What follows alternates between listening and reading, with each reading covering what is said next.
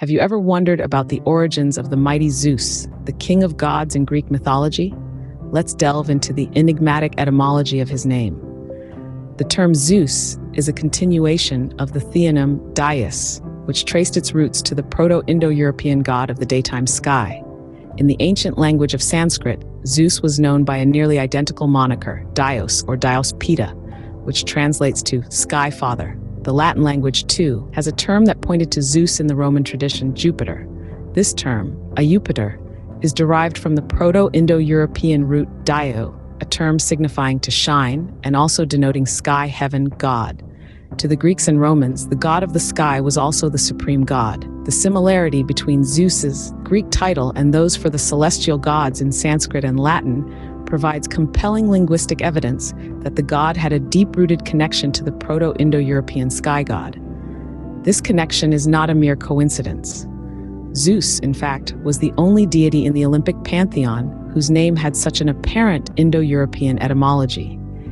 This suggests that Zeus was not just a Greek deity, but also a divine figure who was deeply integrated into the fabric of other ancient cultures. The mighty Zeus, the king of gods, was a figure of great reverence and influence. His name, associated with the sky, the light, and the divine, was not unique to the Greeks, but was echoed in the language and mythology of other ancient civilizations. His omnipotence and his connection with the sky and light were recognized and revered in different cultures, manifesting in various forms and names, but always retaining the core essence of the deity, the supreme god of the sky. The omnipotent Zeus, thus, is not just a Greek phenomenon, but shares a deep historical connection with other ancient cultures. As we continue to unravel the mysteries of Zeus, we find that he is not just a figure of Greek mythology, but a symbol of the divine that transcends cultural boundaries. The birth of Zeus is a tale of cunning and survival, a narrative that shapes his destiny as the supreme god. It begins with his father, Cronus, the then king of the gods. Now, Cronus had a twisted habit. He swallowed each of his children as soon as they were born. He did this out of fear that one of his offspring would overthrow him, just as he had overthrown his own father, Uranus. So Hestia, Demeter, Hera, Hades, and Poseidon, Zeus's siblings, met this grim fate, devoured by their own father. But when it was time for Zeus to be born, his mother, Rhea, hatched a plan not only to save her youngest child, but also to take revenge on Cronus for his heinous acts. In the secrecy of a cave on Mount Ida in Crete, Rhea gave birth to Zeus. She then fooled Cronus by handing him a stone wrapped in swaddling clothes, which he swallowed, thinking it was his newborn son. With Cronus tricked, Zeus was safely hidden away in the cave, away from his father's cannibalistic clutches. The story of Zeus's early years varies. Some say he was raised by nymphs, others by a goat named Amalthea.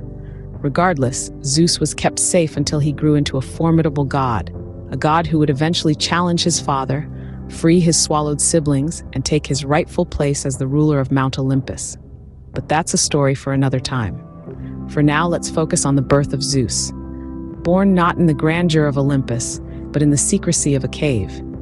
A birth that was not celebrated with divine fanfare, but shrouded in cunning and deceit. A birth that was the beginning of an extraordinary journey. A journey that would see him rise from a hidden child to the supreme god of the Olympians. Thus Zeus was born, not in the grandeur of Olympus, but in the secrecy of a cave, marking the start of his extraordinary journey. Zeus's path to power was not an easy one, filled with battles and challenges. It truly defined his divine ascendance. Upon reaching manhood, Zeus made his first move, overthrowing his father Cronus. His plan was as cunning as it was bold.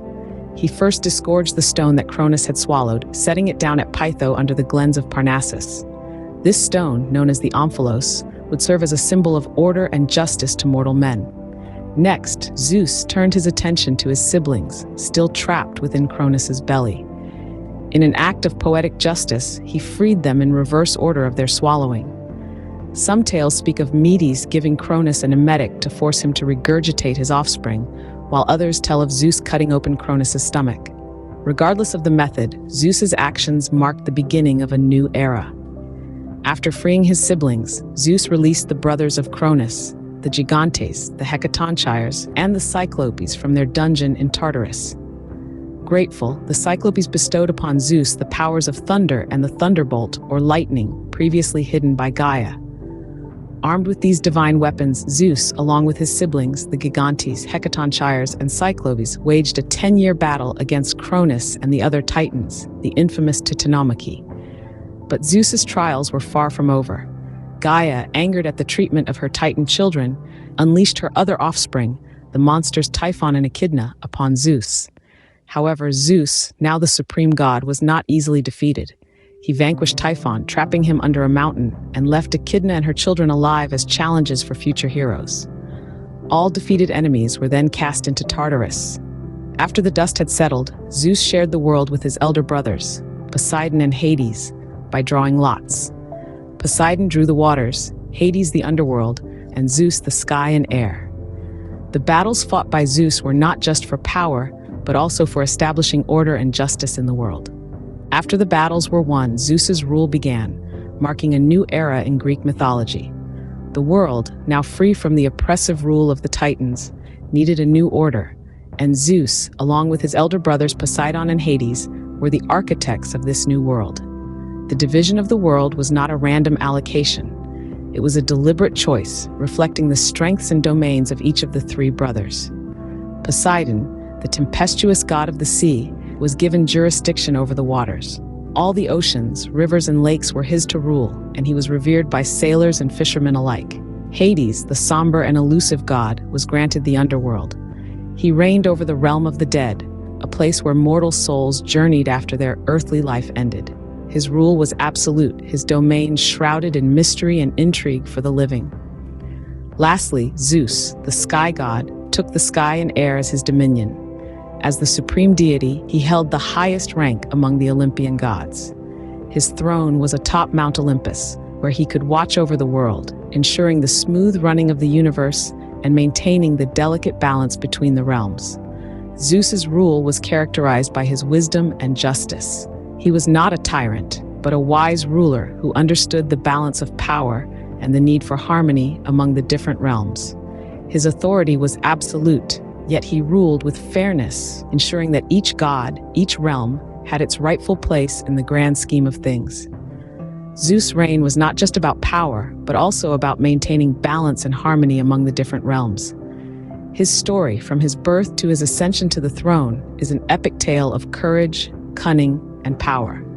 But above all, it is a testament to the wisdom and justice of a ruler who understood that true power lies not in domination, but in balance and harmony.